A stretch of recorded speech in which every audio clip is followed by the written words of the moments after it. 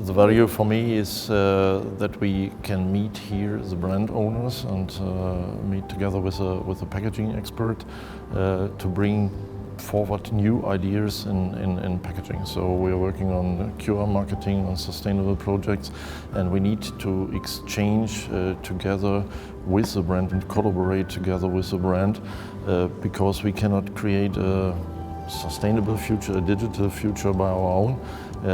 It is more a challenge to have the right assets and to have the right people in the right environment. And if you have these enabled, we can create a future perspective on that.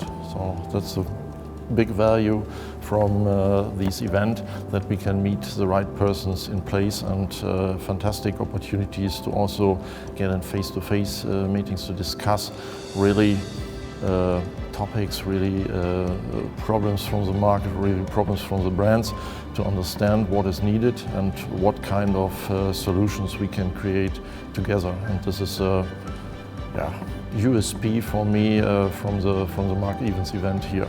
And it's not like an exhibition, like a standard event. It's very specialized on that.